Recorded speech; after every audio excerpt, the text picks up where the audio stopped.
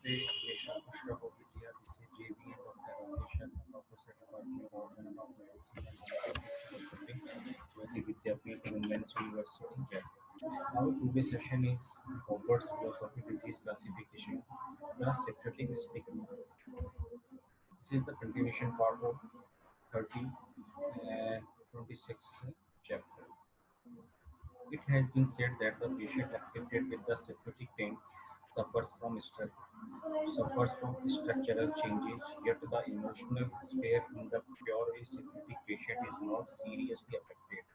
For this reason, in the syphilitic patient, we find less subjective symptoms. There is little of the supersensitiveness and less desires, craving, and longingness than in sorry patient. The syphilitic patient actually suffers much less than the sorry. The very earmark of the various stigmata show their respective characters. The sodic itches and appears unclean, unwashed. The syphilitic ulcerates and the bony structure is changed. The psychotic infiltrates and is corroded by its discharges. Sora is the stigma which shows little on the side of objective symptoms but expresses itself through the mental and emotional reactions. Syphilis alone has few craving in the way of food it is averse to meats.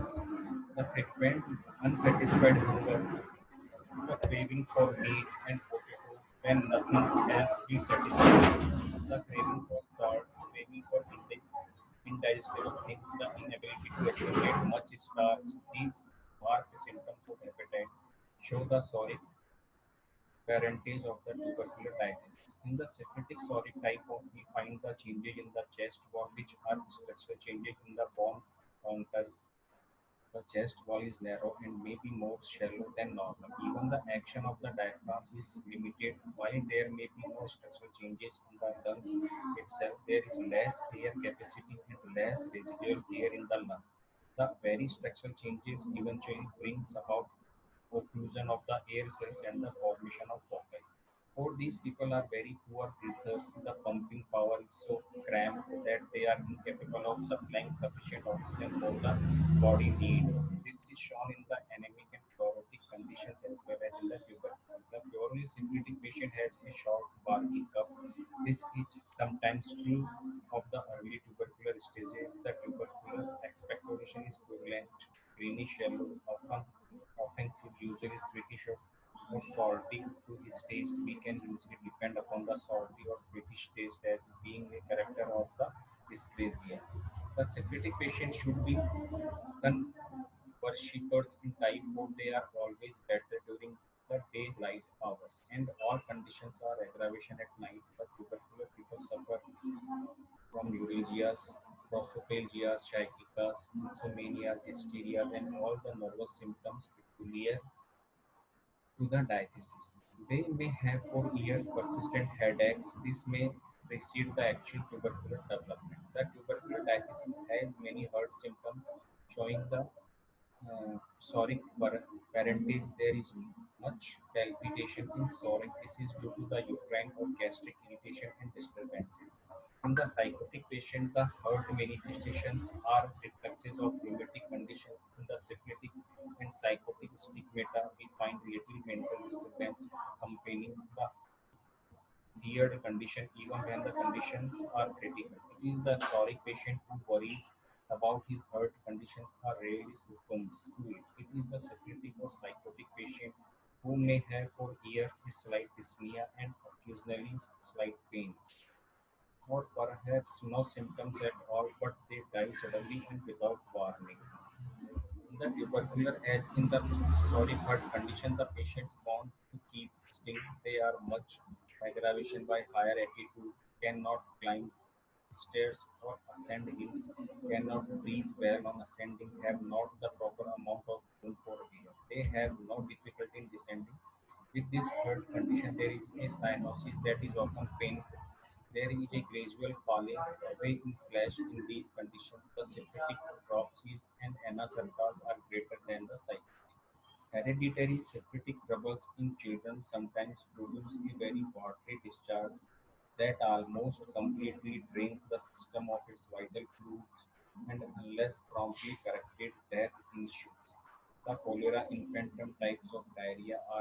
We often find a tubercular diarrhea which simulate the cholera infantum, but they do not as rapidly drain the system. In the rectum, strictures, sinuses, fistulas, and pockets are all of tubercular origin. But these conditions are much more frequent and in much aggravated form when combined with the psychotic stigma. Cancerous manifestations of rectum are a combination of the tubercular and psychotic. In other words, they are a manifestation of combined destructive force of the three stigmata.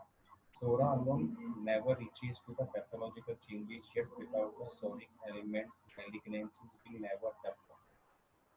The syphilitic stigma attacks the long bones. The growing pains of the children are syphilitic, especially when aggravation at night, in storms, or in change of weather. This stigma causes destruction of tissue, partly because it hampers assimilation of the necessary elements, and we see the result in rickets of children. They cannot assimilate their that they require to make the bones sufficiently hard to support their weight without bending. The nails of these patients are characteristic being paper thin, spoon shaped and bending and tearing easily. The psoriatic syphilitic patients cannot endure much cold, yet they cannot endure much heat. The heat from the stove may drive them from the wall. As we naturally expect, there are a great many skin manifestations with the syphilitic miasma, and in the tubercular dysplasia, there are pustular eruptions with suffrate, and eruptions occur especially above the joints or in the flexors of the body. The most striking characteristic of these syphilitic eruptions is that they do not itch, and there is very little soreness. If these eruptions progress to scale and crust as they usually do, these are very thick and occur in the patches or circumscribed spots. The gangrene of the skin and dry gangrene show the destructiveness of the syphilitic stigma. Varicose veins are of tubercular origin. Varicose ulcers are the last destructive manifestation on the skin of syphilitic vein.